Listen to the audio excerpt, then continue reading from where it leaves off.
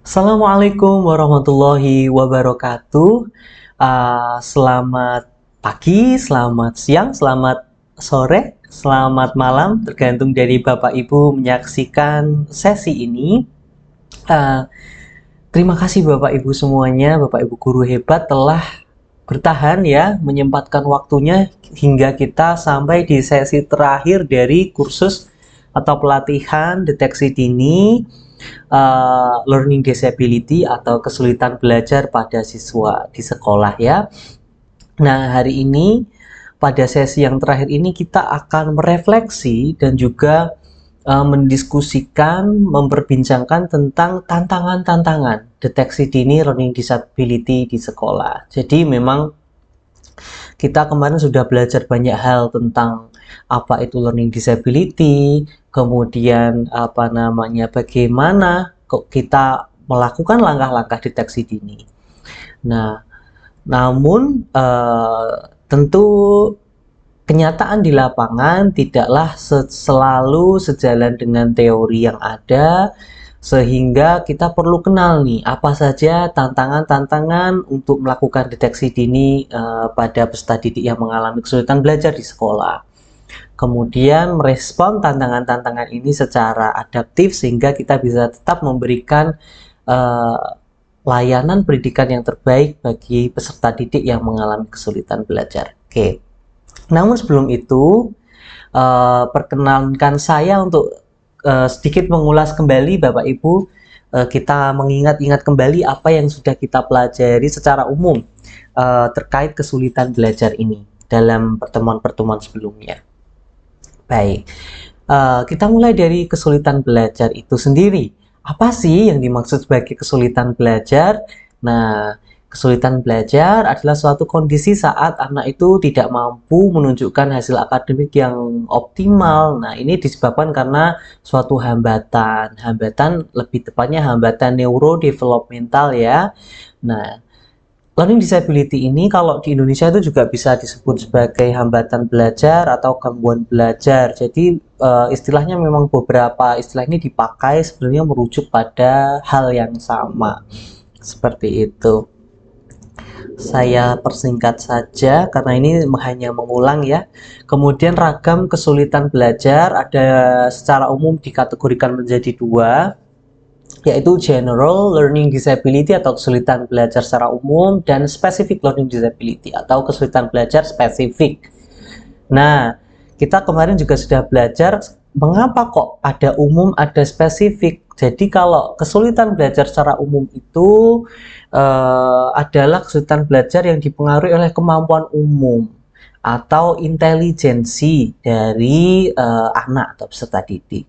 Nah, ketika kemampuan umum yang terdiri dari kemampuan berpikir, analogi, ya, kemampuan verbalnya, kemudian yang itu juga mempengaruhi kemampuan menulis, membaca, dan berhitung sekaligus serta logikanya, semuanya itu terpengaruh, maka anak ini mengalami general learning disability yang ditandai dengan adanya IQ, tingkatan IQ yang berbeda daripada anak-anak pada umumnya. Namun ini hanya bisa dicek secara atau didiagnosa melalui pemeriksaan psikologis ya, di psikolog. Nah, secara umum ada dua, yakni disabilitas intelektual. Disabilitas intelektual ini adalah anak-anak yang memiliki IQ di bawah anak-anak pada umumnya. Ya seringkali kalau kita menggunakan standar, tapi ini sebenarnya sangat variatif tergantung alat tesnya, itu anak-anak yang memiliki IQ di bawah 70 ya, disabilitas intelektual ini. Kemudian ada anak lamban belajar. Anak lamban belajar ini anak-anak yang sebenarnya IQ-nya itu di bawah rata-rata, tetapi mereka tidak masuk dalam kategori disabilitas intelektual. Nah, anak-anak lamban belajar ini biasanya ditandai dengan IQ pada umumnya 70 sampai dengan 85, namun ini tergantung dari psikolog standar yang digunakan oleh psikolog masing-masing ya.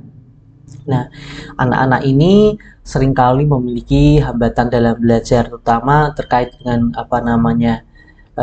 kecepatan dalam belajar ya. Anak-anak ini lebih lamban begitu untuk bisa menangkap materi. Nah, ada juga specific learning disability. Kalau tadi general itu terkait dengan kemampuan umum yaitu intelijensi, anak-anak yang dengan specific learning disability itu adalah anak-anak yang secara intelijensi normal seperti anak pada umumnya, namun mereka memiliki hambatan spesifik pada satu kemampuan tertentu. Misalkan disleksia itu pada membacanya, disgrafia itu pada kemampuan dia menulisnya, dan diskalkulia itu pada kemampuan berhitungnya. Jadi secara umum intelijensinya baik, tetapi dia punya hambatan dalam membaca saja, menulis saja, atau berhitung saja seperti itu.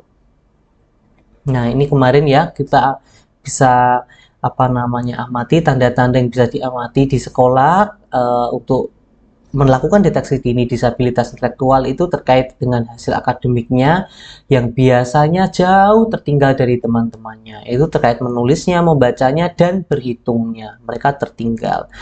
Jadi kemudian mereka juga terlihat kesulitan untuk memahami atau memproses informasi baru, kesulitan merawat diri, kesulitan beradaptasi, kemudian perilaku tampak tidak sesuai dengan usianya ya. Ini karena biasanya kalau kita para psikolog kemudian melakukan tes dengan alat tes tertentu itu bisa tahu kadang-kadang anak dengan disabilitas intelektual ini memang usia mentalnya itu berbeda dengan usia kronologisnya. Artinya secara usia kronologi mungkin usianya 9 tahun, tetapi ternyata setelah dicek usia mentalnya masih 4 tahun atau 3 tahun atau 5 tahun, sehingga sangat jauh di bawah usianya. Nah, akhirnya perilaku yang nampak adalah tidak sesuai dengan usianya. Kemudian anak tersebut kesulitan memahami norma. Ini terkait dengan adaptasi tadi ya, peraturan atau norma sosial. Karena norma peraturan ini sifatnya abstrak begitu. Nah, anak-anak dengan disabilitas intelektual ini kesusahan untuk memahami konsep-konsep, membayangkan, dan lain sebagainya. Kemudian kadang-kadang juga ditemui adanya kesulitan berbahasa, berbicara. Kadang-kadang anak juga mengalami speech delay ya, jadi keterlambatan berbicara dalam perkembangannya. Nah, berbeda dengan lamban belajar, anak-anak dengan lamban belajar ini mereka tidak mengalami disabilitas intelektual, namun mereka membutuhkan waktu yang lebih lama untuk mengerjakan tugas akademik dibanding anak-anak pada umumnya. Jadi ketika anak-anak dengan tidak ada dengan IQ rata-rata mereka bisa membaca, sudah bisa menulis, mereka belum. Mereka mungkin baru bisa membaca ketika teman-temannya sudah ketika mereka sudah kelas yang lebih tinggi begitu. Artinya mereka membutuhkan waktu yang lebih lama untuk mempelajari sesuatu. Nah, ini terkait kemampuan membacanya, menulis, dan juga berhitungnya berada di bawah rata-rata teman sebayanya. Nah, mereka juga sering lupa, sudah diajarin sekali, kemudian lupa lagi. Sudah diulang-ulang terus-menerus memang untuk anak-anak dengan lamban belajar. Nah, kadang-kadang juga rentang konsentrasinya itu lebih pendek, gampang capek atau mudah lelah begitu. Sehingga kalau sudah pelajaran sudah lama, agak terlalu lama begitu ya, anak-anak yang lain itu mungkin masih fokus, mereka sudah bosan, mulai bermain, dan lain sebagainya. Kemudian kesulitan mengaitkan suatu konsep dengan konsep lain tanpa dijelaskan secara spesifik. Ini karena anak-anak dengan lamban belajar ini mereka lebih mudah untuk berpikir konkret. Jadi untuk mengaitkan satu konsep dengan konsep yang lain mereka kesulitan. Harus diberikan contoh real, contoh nyata, contoh yang konkret. Nah, kita sudah pelajari kemarin juga. Nah, ini kita ke yang spesifik ya, yaitu tanda-tandanya ada kemampuan membacanya di bawah rata-rata, kesulitan mengeja, menghindari tugas membaca, kesulitan melafalkan kata yang asing atau yang baru, kemudian tampak kesulitan menemukan kata yang tepat saat diminta menjawab pertanyaan, dan lain sebagainya. Intinya, disleksia ini sebenarnya mereka ini, anak-anak dengan disleksia itu kesulitan pada mengenali fonem. Fonem itu adalah bunyi dari kata atau bunyi dari huruf ya. Jadi misalkan huruf B digabung dengan huruf A, BA dibaca bunyinya ba gitu. Mereka susah menginternalisasikan konsep itu ke dalam dirinya gitu. Ini karena ada gangguan neurodevelopmental tertentu walaupun IQ-nya normal begitu. Nah, kemudian anak-anak dengan diskalkulia ini terkait dengan kemampuan berhitung, memahami, mengingat angka, mengingat konsep matematika, operasi hitung sederhana, menangkap logika problem solving. Wow, kesulitan membaca info visual spasial, konsep sehari-hari terkait dengan angka, uang, dan lain sebagainya. Jadi, kadang-kadang kita juga menemui anak-anak yang mengalami diskalkulia ini, mereka kalau disuruh membaca bisa, kemudian logikanya juga baik, tetapi kalau disuruh berhitung atau belajar matematika, mereka menghindari dan sangat kesusahan. Bahkan itu pada konsep-konsep sederhana, terutama ketika di sekolah-sekolah, di sekolah dasar ya, akan sangat terlihat anak-anak yang mengalami diskalkulia ini. Di sekolah menengah pun juga akan terlihat memahami rumus-rumus matematika, konsep-konsep logika matematika, mereka akan kesusahan walaupun memiliki intelijensi yang normal. Kemudian ada disgrafia. Ini terkait dengan kemampuan menulis ya. Mereka kesulitan menulis bentuk huruf, angka, kadang juga memegang pensil terlihat kikuk ya, tegang, berbeda begitu. Kemudian sering salah dalam mengeja dan menulis. Ukuran huruf kurang konsisten, besar kecilnya bercampur, kemudian tulisan tidak lurus. Nah, membutuhkan waktu yang lama untuk menulis, sering menghapus tulisan berkali-kali. Mereka juga kesulitan mengatur margin jarak dan huruf, jadi kadang tulisannya antara atas dan bawahnya jaraknya itu tidak konsisten. Kemudian juga kadang ke atas atau ke bawah begitu tulisannya ya. Ketika anak-anak yang lain sudah bisa menulis secara baik. Nah, anak-anak dengan disgrafia ini memiliki hambatan dalam menulis walaupun intelijensi mereka baik. Nah, seperti itu. Kemudian kemarin juga ini tadi kita mengulang saja, sebenarnya sudah kita pelajari kemarin, hanya mengulang saja. Panduan umum dalam melakukan deteksi dini, ingat kemarin kita harus melakukan identifikasi dan klarifikasi. Nah, dengan apa? Dengan juga kemudian mengumpulkan data. Ada data primer, yaitu data yang hasil dari observasi kita terhadap anak itu sendiri, kemudian hasil belajar anak yang kita amati. Namun juga ada data sekunder, informasi dari orang tua, informasi dari guru sebelumnya, informasi dari teman-temannya misalkan ya, terkait dengan kemampuan anak. Kemudian analisis data awal. Nah, setelah kita analisis, ingat ya kemarin seluruh yang kita amati harus kita catatkan. Nah, kita catat dengan apa adanya, tidak dengan berbunyi diagnosa, karena itu adalah wewenang psikolog. Nah, kemudian kita kemudian bisa menentukan tindak lanjutnya seperti apa, begitu, secara umum. Nah, kemarin kita juga sudah terkait materi tentang tindak lanjut deteksi dini, antara lain yang sudah kita ketahui, kita harus berkomunikasi dengan kepala sekolah dan orang tua. Ingat bahwa dalam melakukan pendampingan kita harus bekerja sama. Kemarin ada segitiga ya, antara orang tua, ahli dan juga guru. Maka semua harus sinambung. Di sini juga ada rujukan kepada ahli, psikolog atau dokter tumbuh kembang anak ya. Jadi kenapa komunikasi kepada kepala sekolah dan orang tua ini penting? Mengingat ini kan terkait dengan kebijakan sekolah juga ya. Bagaimana ketika kita menemukan anak dengan indikasi ya kesulitan belajar, kemudian bisa mendapatkan layanan di sekolah. Kemudian orang tua juga perlu terinformasi karena ini terkait dengan poin rujukan kepada ahli dan psikolog, menginformasikan hambatan yang dialami anak seperti apa. Nah, tentu dalam penyampaiannya ini kita harus sangat berhati-hati. Kemarin kita sudah bahas ya terkait bagaimana komunikasi dengan orang tua sebaiknya dilakukan. Jangan menyebutkan diagnosis karena kita tidak boleh sebagai pendidik melakukan diagnosis, namun sampaikan saja bahwa ini Ananda sepertinya mengalami kesulitan dalam membaca, mengeja, atau mungkin berhitung. Nah, bagaimana agar lebih optimal kalau kita lakukan pemeriksaan kepada psikolog.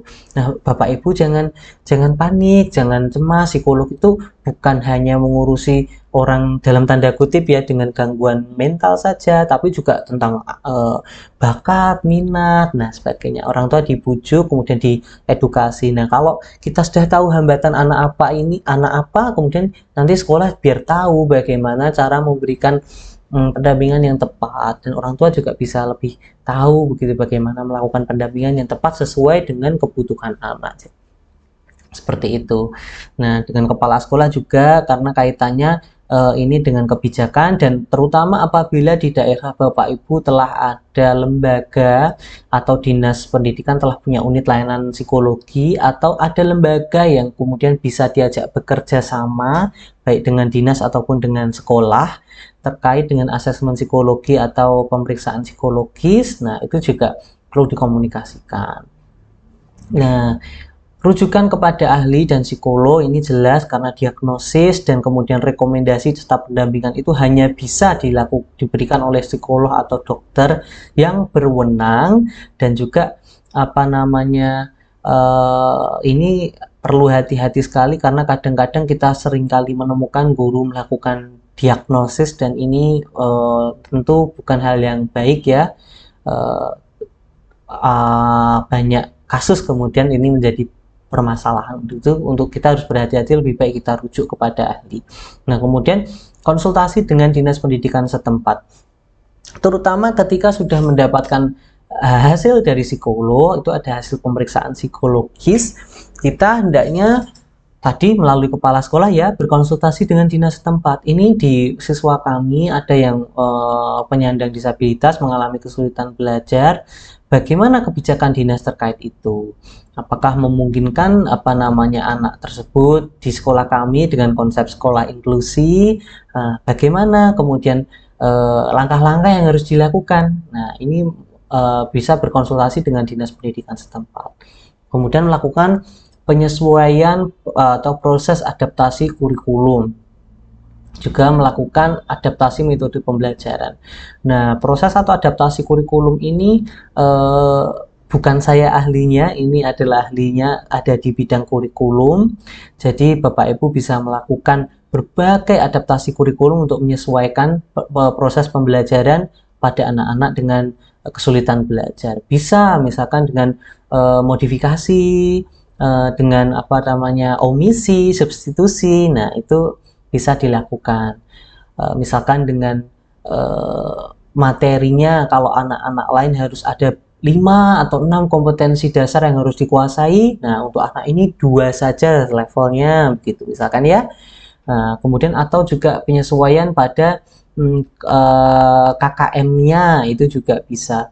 Jadi materi sama, KKM berbeda, atau materi berbeda, KKM sama. Nah, ini dicari yang mana yang paling sesuai dan paling mungkin untuk dilakukan di sekolah. Jadi kita tidak melakukan mengaji ya, mengarang biji kalau bahasa Jawa, mengarang nilai, tetapi benar-benar melakukan secara formal proses adaptasi kurikulum itu. Kemudian juga adaptasi metode pembelajaran. Nah, kemarin juga kita sudah bahas banyak tentang adaptasi metode pembelajaran. Jadi pembelajaran juga harus kita sesuaikan, terutama tadi ya anak-anak dengan lamban belajar dan DI itu mereka sangat konkret, sehingga ketika mengajarkan konsep-konsep yang abstrak kita harus menyajikan contoh-contoh yang real dan nyata di kehidupan sehari-hari. Selain itu juga manajemen kelas barangkali ya, misalkan ketika kita melakukan adaptasi kurikulum, saya berikan contoh. Anak-anak yang lain sudah belajar pembagian dan perkalian. Di kelas ada anak dengan kesulitan belajar, dia baru mengenal tambah-tambahan sederhana, jadi penjumlahan atau pengurangan sederhana yang di bawah angka 10. Lalu bagaimana? Saya kan di kelas sebagai guru harus menerangkan anak-anak yang lain pengurangan dan pembagian. Kalau saya hanya fokus pada satu anak ini kan nanti kelas menjadi ketinggalan. Nah, seringkali yang dicurhatkan Bapak Ibu guru itu demikian. Nah, sebenarnya kita bisa atasi dengan manajemen yang baik. Misalkan ya kita memberikan tugas khusus kepada si anak. Ini kamu pelajari ya 1, 2, 3, 1 tambah 2, 3 tambah 4, kita berikan tugas. Sembari ini Ibu nerangin teman-teman dulu ya. Nah, Kemudian Bapak Ibu guru bisa menerangkan penjumlahan perkalian. Nah, ketika Bapak Ibu guru memberikan tugas perkalian pertambahan, Bapak Ibu guru baru menghampiri siswa tersebut, kemudian mengoreksi dan memberikan arahan, mengajari penjumlahan dan pengurangan sederhana itu. Jadi sebenarnya bisa dilakukan manajemen itu secara baik seperti itu. Nah, ini adalah beberapa poin-poin. Nah, ini adalah yang penting. Itu yang kemarin sudah kita pelajari. Nah, ini kita pelajari hal yang baru. Tahukah Bapak Ibu, kenapa deteksi dini ini begitu dibutuhkan kemampuan ini oleh guru? Yang pertama, karena prevalensi disabilitas intelektual itu kalau berdasarkan riset itu sekitar 2-3% dari populasi. Artinya, kalau kita menuntut pada ini, 2-3 dari 100 orang itu mengalami disabilitas intelektual. Tentu taraf disabilitas intelektualnya berbeda-beda ya. Kebanyakan mereka ada di taraf ringan. Jadi disabilitas intelektual yang ringan, yang mampu didik ya, sebagaimana kita pelajari sebelumnya. Nah, kemudian ada yang kesulitan belajar spesifik tadi ya, disgrafia, disleksia, diskalkulia itu 10% dari populasi. Jadi berdasarkan riset ya, 1 dari 10 peserta didik kita itu bisa jadi mengalami kesulitan belajar spesifik. Entah itu membacanya saja, menulisnya saja, atau berhitungnya saja. Nah, dan di antara 10% ini prevalensi disleksia itu bisa mencapai 3-7%, sedangkan diskalkulia 3-6% dari populasi. Nah, artinya Bapak Ibu, artinya apa? Banyak sekali anak-anak dengan kesulitan belajar atau penyandang disabilitas yang kalau kita perhatikan sebenarnya jumlahnya lebih dari yang kita bisa perkirakan seperti itu. Tentu Bapak Ibu, terutama yang di sekolah dasar, banyak menemui anak-anak yang mengalami kesulitan belajar ini walaupun belum ada diagnosa secara formal. Jadi Bapak Ibu merasakan ada hambatan dalam anak menangkap materi dan juga mempengaruhi hasil belajarnya. Nah, kemudian kalau kita tidak melakukan deteksi dini, ini kasihan Bapak Ibu. Kenapa? Karena bisa jadi nanti layanan pembelajaran kita itu tidak sesuai dengan kebutuhan dari anak tersebut, dan mungkin pembelajaran kita tidak responsif untuk memberikan yang terbaik sesuai dengan kebutuhan dan hambatan anak tersebut. Oleh karena itu ini menjadi penting. Nah, ketika kita membahas ini sebenarnya kita juga membahas tentang bersinggungan dengan penyelenggaraan pendidikan inklusif atau sekolah inklusi. Nah, bagi Bapak Ibu guru yang mungkin asing dengan istilah ini, sekolah inklusi itu apa? Sekolah inklusi itu adalah sekolah reguler. Nah, sekolah reguler yang menerima anak-anak penyandang disabilitas atau berkebutuhan khusus, termasuk di dalamnya anak dengan kesulitan belajar, kemudian diterima, diakomodasi sebagai bagian dari kelas, dan diberikan hak pendidikannya sesuai dengan kemampuan dan juga potensinya. Jadi sederhananya adalah sekolah reguler yang menerima anak dengan kebutuhan khusus, termasuk di dalamnya anak-anak dengan kesulitan belajar. Nah, di berbagai daerah, mungkin masih banyak daerah yang belum terimplementasi ya, di berbagai daerah termasuk di kota kami, di kota Semarang ini sudah walaupun mungkin masih banyak hambatan, tetapi sudah mulai berjalan. Jadi sekolah-sekolah sudah diarahkan untuk bisa menerima peserta didik penyandang disabilitas dan juga anak-anak dengan kesulitan belajar. Ini pun juga sudah ada mekanisme penerimaan peserta didik barunya. Nah, dalam PPDB ini, penerimaan peserta didik baru itu ada jalur inklusi. Oleh karena itu, deteksi dini, kalau guru bisa melakukan deteksi dini, guru bisa mengarahkan. Mungkin dari TK ya sudah terlihat, guru bisa mengarahkan. Ini perlu deteksi. Sehingga anak itu oleh ahlinya, nanti oleh psikolog, oleh psikiater, kalau orang tua berkenan bisa sedari dini dideteksi kesulitannya apa, hambatannya apa, sehingga mereka bisa mendapatkan layanan pendidikan yang tepat. Apakah bisa bersekolah di sekolah inklusi, artinya sekolah reguler dengan penyesuaian tadi ya, adaptasi kurikulum, modifikasi metode pembelajaran, atau harus di sekolah luar biasa? Karena tadi anak-anak dengan terutama dengan disabilitas intelektual itu yang disabilitas intelektual sedang dan berat, itu memang mereka tuntutannya adalah mampu rawat diri yang berat ya, kemudian mampu atau mampu dan terampil untuk yang sedang ya. Jadi bukan mampu didik tapi mampu latih, seperti itu untuk disabilitas intelektual yang sedang, dan itu lebih bisa diakomodasi di sekolah luar biasa seperti itu. Nah, untuk anak, kalau di beberapa daerah, anak-anak dengan disabilitas intelektual ringan dan juga lamban belajar itu bisa bersekolah di sekolah reguler tadi dengan konsep sekolah inklusi. Oleh karena itu penting bagi guru untuk melakukan deteksi dini. Dan namun dalam melakukan deteksi dini ini tentu ada berbagai macam tantangan, Bapak Ibu. Jadi memang tidak mudah karena ada beberapa tantangan. Kita akan bahas satu persatu. Yang pertama adalah terkait dengan regulasi dan kebijakan. Tadi kita membicarakan tentang sekolah inklusi ya, karena ini bersinggungan dengan sekolah inklusi atau pendidikan inklusif.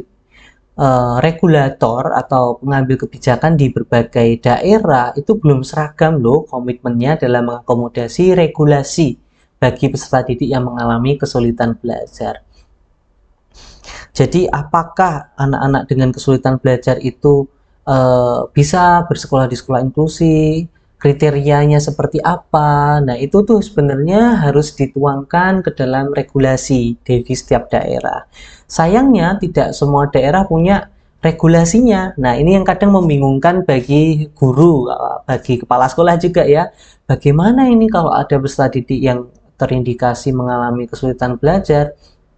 Nah, sebenarnya dalam hal ini di level pusat sudah ada payung hukumnya, Bapak Ibu. Jadi ada Permendiknas nomor 70 tahun 2019 tentang tahun 2009 ini tentang penyelenggaraan pendidikan inklusif. Nah, ini di situ memuat banyak hal. Semua hal yang saya sampaikan tadi sebenarnya mengakomodasi dari itu, termasuk dasar hukum tentang wewenang guru dalam melakukan deteksi dini. Itu sudah ada perannya guru bisa melakukan deteksi dini, perannya ahli psikolog, psikiater seperti apa.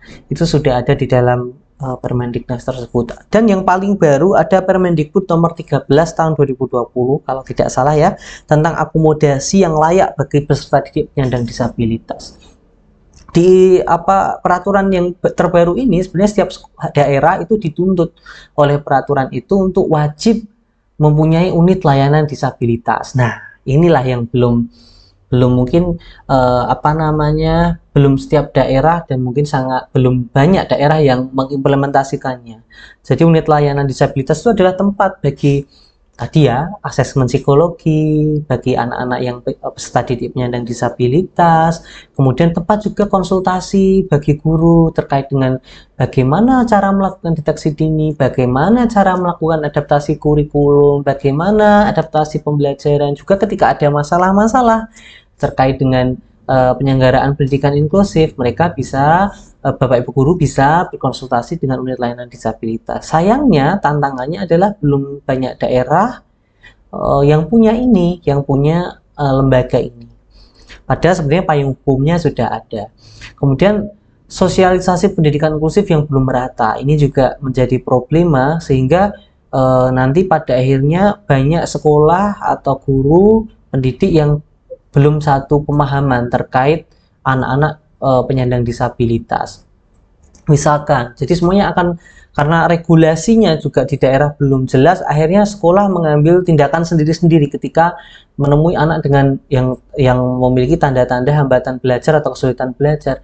Ada yang kemudian tidak dinaikkan berkali-kali, sehingga setelah lulus anaknya usianya sudah lebih dewasa dari anak-anak yang lain, namun karena dia mengalami disabilitas intelektual sebenarnya, misalkan anak ini belum bisa membaca, belum bisa menulis ketika lulus sekolah dasar. Nah, ada yang anak itu kemudian oleh sekolah dicap, di label, kemudian sudah Anda ke sekolah luar biasa saja. Nah, kemudian ini seringkali hal-hal semacam ini menimbulkan problema dan konflik di lapangan dengan orang tua, dengan pihak-pihak lain. Nah, ini salah satunya karena tantangannya sosialisasi ini belum merata ya, sehingga wawasan tentang kesulitan belajar anak penyandang disabilitas itu belum banyak dipahami oleh para pendidik dan juga orang tua seperti itu. Nah, kemudian tadi kita membahas tentang adanya unit yang harusnya ada ya. Ini terkait dengan tantangan berikutnya ini. Ini ketersediaan lembaga atau penyedia layanan asesmen yang masih terbatas. Nah, belum semua daerah itu punya unit layanan atau sumber daya yang melayani asesmen, baik itu lembaga resmi seperti unit layanan disabilitas atau biro psikologi, atau bahkan di berbagai daerah tidak tersedia psikolog atau dokter tumbuh kembang anak yang bisa melakukan asesmen psikologis ini. Nah, di daerah-daerah yang ada psikolognya kadang-kadang sulit aksesibilitasnya menuju layanan itu. Nah, ini yang menjadi problem begitu Bapak Ibu. Apalagi banyak di antara anak-anak yang menunjukkan gejala penyandang disabilitas ini kadang-kadang juga berasal dari keluarga yang kurang mampu. Padahal lembaga layanan psikologi itu tidak mayoritas itu berbayar ya, jadi ada biayanya. Tentu kita sangat berharap ada perhatian lebih dari pemerintah terkait dengan penyediaan layanan asesmen yang gratis begitu, terutama untuk kalangan yang kurang mampu. Di tempat kami di Kota Semarang, alhamdulillah kita sudah memulai. Jadi saya bekerja di unit layanan psikososial Dinas Pendidikan yang memang melayani asesmen bagi peserta didik penyandang disabilitas ini secara gratis, Bapak. Kami harap ini bisa menginspirasi ya, kemudian bisa diterapkan di berbagai daerah. Barangkali ada juga pengambil kebijakan yang menyaksikan dan mengikuti pelatihan ini. Nah, kemudian pengetahuan dan pemahaman orang tua tentang kesulitan belajar yang masih minim. Jadi, orang tua yang kurang peduli terhadap kondisi kesulitan belajar sehingga memasang target yang tidak realistis. Ini seringkali kita temui. Kasihan saya sebenarnya. Ada guru yang kemudian sudah melihat anak ini sepertinya mengalami hambatan, kemudian mengambil tindak lanjut untuk berkomunikasi dengan orang tua. Tapi orang tua tidak kooperatif dan justru anak saya harusnya bisa ini, bisa itu. Padahal tadi ada hambatan yang membuat anak hasil belajarnya kurang optimal. Nah, ketika guru menyarankan orang tua untuk yuk kita bersama-sama apakah anak ini perlu untuk dilakukan asesmen psikologis, orang tua menolak karena anak saya itu tidak apa-apa, anak saya baik, dan memasang target-target yang akademik yang tinggi. Akhirnya yang rugi adalah anak itu sendiri. Ini memang kadang-kadang bisa kita temukan di lapangan. Kemudian adanya orang tua yang kurang memahami dan menerima kondisi kesulitan belajar. Tadi ya, anak saya tuh kok mau diarahkan ke psikolog, apakah anak saya mohon maaf gila gitu. Nah, seringkali kalimat seperti itu yang terlontar dari orang tua. Nah, ini memang kita perlu edukasi bersama orang tua bahwa kondisi kesulitan belajar ini adalah hal nyata yang bukan untuk melabel anak, tetapi justru untuk bagaimana caranya kita bisa tahu dan merespon, memberikan tindak lanjut agar anak ini bisa terlayani seperti itu sesuai dengan potensinya. Nah, adanya orang tua yang kurang kooperatif dalam bekerja sama. Nah, seringkali ini juga kita temukan guru sudah baik berkomunikasi, namun orang tua justru malah marah, kemudian tidak terima ya. Nah, ini bisa kita siasati sebenarnya dengan komunikasi yang efektif, yang empatik dengan orang tua. Seperti yang tadi sudah saya contohkan. Nah, pemahaman sekolah tentang kesulitan belajar yang masih beragam. Nah, ini terkait dengan poin tadi ya, sosialisasi yang masih minim. Sekolah sendiri, pendidik sendiri, guru itu belum sepenuhnya memahami dan satu pemahaman tentang kesulitan belajar. Jadi ada guru yang tadi masih memasang target akademik yang sangat tinggi. Jadi ketika anak itu anak itu menunjukkan indikasi kesulitan belajar, dianggap anak yang bodoh atau anak yang menghambat kelas. Nah, ini miris sebenarnya ketika pemahaman-pemahaman seperti itu masih ada di antara kita ya. Nah, adanya pendidik yang masih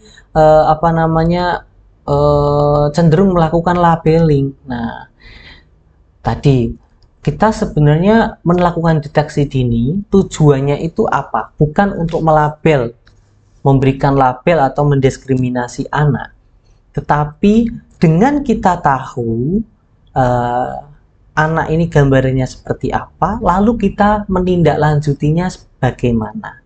Nah, jadi tidak berhenti pada labeling, tetapi pengetahuan akan gambaran kondisi anak itu menjadi dasar bagi kita untuk menentukan langkah-langkah, terutama dalam memberikan pembelajaran dan pendampingan di sekolah. Nah, sayang sekali banyak guru juga yang masih melakukan labeling dan diskriminasi pada anak-anak dengan kesulitan belajar. Saya tuh ingat salah satu kata-kata dari Albert Einstein ya, yang kurang lebih seperti ini. Kalau kamu menilai kalau Anda menilai ikan dari cara dia terbang, maka ikan itu akan seumur hidupnya berpikir dan yakin bahwa dia itu bodoh. Padahal kita yang tidak adil. Kita menilai ikan dengan cara burung itu terbang. Seharusnya kita menilai ikan dari cara dia berenang. Otomatis pada hubungannya dengan kesulitan belajar, kita menilai anak dengan kesulitan belajar itu sebagaimana dia, dengan kemampuan, hambatan, dan potensinya. Karena belum tentu loh anak dengan kesulitan belajar ini tidak ada potensi yang baik. Justru sebaliknya ada juga potensi-potensi positif yang kalau kita gali itu sebenarnya bisa kita temukan. Misalkan, oh anak ini pandai bernyanyi, anak ini pandai menari, oh anak ini baik, tidak pernah terlibat perilaku yang negatif dan selalu taat dan patuh dengan aturan sekolah, itu pun potensi yang baik. Oh anak ini kalau berlari cepat misalkan. Nah, otomatis keterampilan itu juga kita harus lihat sebagai potensi.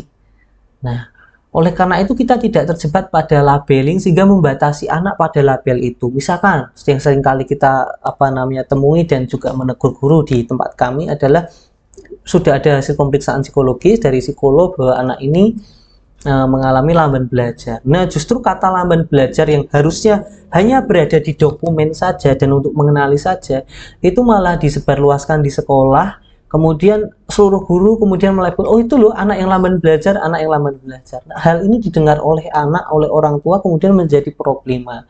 Artinya apa? Diagnosa itu bukan sebagai label yang diucapkan sehari-hari, tapi untuk mengenali saja. Jadi untuk dokumen saja bahwa oh anak ini seperti ini, oke. Actionnya lah yang dibutuhkan, tindak lanjutnya lah. Oh, saya melakukan adaptasi kurikulum, saya melakukan ini dan melakukan itu. Nah, ini tugas kita bersama ketika menyebarluaskan informasi dan wawasan terkait dengan kesulitan belajar ke lingkungan kita di sekolah, sehingga ada satu visi ke depan bahwa kita menerima seluruh keberagaman di sekolah, termasuk anak-anak yang memiliki hambatan belajar. Nah, ini juga labeling ini juga dalam proses melakukan deteksi seringkali menghambat karena membawa subjektivitas. Karena kita harus tadi ya mengumpulkan data itu tanpa preferensi dulu. Jadi datanya apa, oh anak hasil belajarnya seperti ini, di sekolah seperti apa, kata guru sebelumnya seperti apa, pengamatan saya sendiri seperti apa, dicatat. Nah, ketika kita sudah melabel, anaknya autis nih, misalkan seperti itu, ini menjadi problem. Kenapa jangan-jangan kita melabel autis ini setelah dilakukan langkah-langkah yang betul tidak sesuai loh dengan kriteria autisme misalkan. Walaupun kita hari ini tidak belajar autisme, namun yang sering kali kita temui guru itu ada oknum-oknum guru yang langsung melabel, dan ini bukanlah hal yang bijaksana dan juga tidak benar secara formal ya, secara legal seperti itu. Jadi lebih baik kita menjauhi labeling-labeling yang seperti ini. Nah, lalu merespon seluruh hal itu, apa yang bisa kita lakukan? Pertama, tetap melaksanakan deteksi dini secara objektif. Walaupun tadi ya untuk melakukan tindak lanjut, untuk ini menyarankan ke psikolog, referral ya, komunikasi dengan dinas, adaptasi kurikulum, kita ada hambatan, tetapi kita harus tetap melaksanakan deteksi dini ini secara objektif. Kenapa?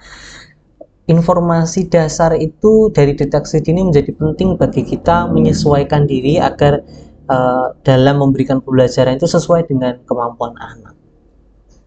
Nah, kemudian mengedukasi orang tua dan rekan sejawat tentang kesulitan belajar. Tadi karena wawasan tentang kesulitan belajar ini masih terbatas, jadi saya mohon bantuan Bapak Ibu, yuk mari kita bersama mengedukasi orang tua dan rekan sejawat tentang kesulitan belajar, bahwa ini bukanlah hal yang selalu dipandang negatif, tapi justru bagaimana caranya kalau kita ketemu anak yang mengalami indikasi kesulitan belajar, kita bisa respon secara positif sehingga perkembangan anak menjadi optimal sesuai kemampuannya. Kemudian tetap memenuhi hak pendidikan anak. Ini kadang-kadang ada sekolah yang mungkin karena ketidaktahuannya mengeluarkan anak dari sekolah karena anak dianggap tidak mampu mengikuti pembelajaran, atau akhirnya anak dibiarkan begitu saja, tidak dinaikkan kelas karena tidak bisa mengikuti standar akademik yang ditetapkan oleh sekolah. Nah, ini mencederai pemenuhan hak pendidikan anak. Nah, tentu ini juga sudah ada peraturannya secara formal, jadi kita perlu berhati-hati. Dengan melakukan deteksi dini kita bisa mengenali anak itu kemampuannya sampai di mana, dan kemampuan anak sampai di mana itulah yang menjadi baseline atau menjadi titik pijak di mana kita bisa melakukan adaptasi kurikulum, adaptasi pembelajaran. Kemudian memfasilitasi pembelajaran dengan adaptasi kurikulum sesuai kemampuan anak, melakukan adaptasi pembelajaran, dan mengedukasi siswa untuk saling menghargai kelebihan dan kekurangan satu sama lain. Nah, poin ini juga penting. Kenapa? Karena anak-anak dengan kesulitan belajar ini juga bagian dari kelas, sehingga mereka berinteraksi dengan anak-anak pada umumnya. Kadang-kadang yang kita temui anak-anak ini kemudian karena kemampuannya mungkin dirasa belum bisa mengikuti teman-teman sebayanya, akhirnya menjadi korban bullying, dianggap tadi bodoh, dianggap tidak mampu, kemudian dibully oleh teman-temannya. Nah, kita perlu mengedukasi kepada anak-anak bahwa setiap anak itu punya kelebihan, punya kekurangan. Nah, ibu guru, bapak guru pun juga punya kelebihan dan kekurangan. Kamu ada kelebihan, ada kekurangan juga. Nah, kita harus saling menghormati, kita fokus pada yang positif.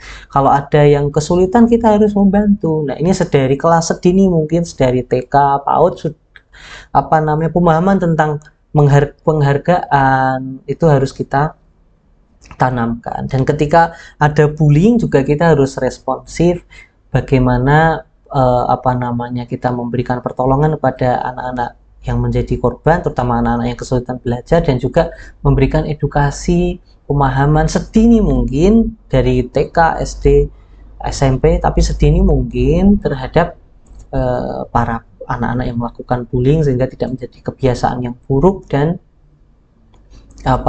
jauh dari iklim positif yang ingin kita sebarkan, kita tumbuhkan di sekolah. Nah, ini beberapa hal yang bisa kita lakukan merespon adanya tantangan-tantangan dalam deteksi dini dan tindak lanjut deteksi dini tersebut. Nah, demikian Bapak Ibu yang bisa saya sampaikan hari ini. Apabila dari sesi 1 ya hingga sesi terakhir ini masih ada pertanyaan, masih ada hal yang ingin didiskusikan, barangkali bisa kita berdiskusi melalui grup ya. Bapak Ibu guru barangkali mengikuti grup WA, boleh nanti kalau masih ada 1, 2, 3 pertanyaan yang belum jelas, setelah mengikuti keseluruhan sesi, Bapak Ibu bisa tanyakan lebih lanjut, atau juga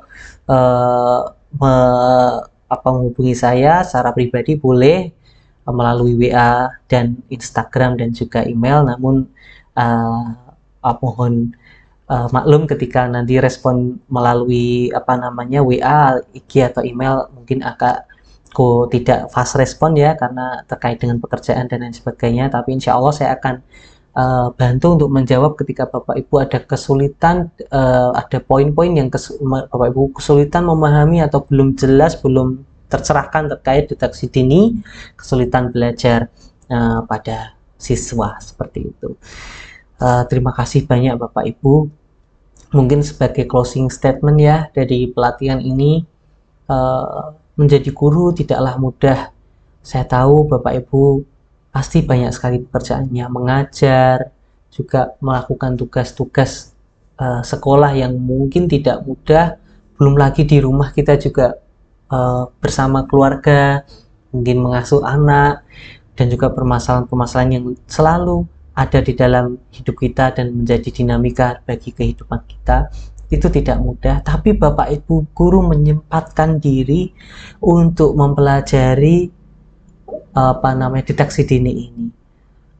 Apalagi ini untuk anak-anak peserta didik yang mengalami kesulitan belajar atau penyandang disabilitas. Ini adalah hal yang mulia, hal yang sangat baik. Semoga kerja keras Bapak Ibu semuanya dalam mengikuti pelatihan ini berbuah pengetahuan, dan juga di sisi yang lain kepedulian kita terhadap anak-anak dengan kesulitan belajar ini berbuah kesejahteraan, kesehatan, kebaikan, keberkahan bagi kehidupan Bapak Ibu guru semuanya. Saya berharap yang terbaik untuk kita semua, amin.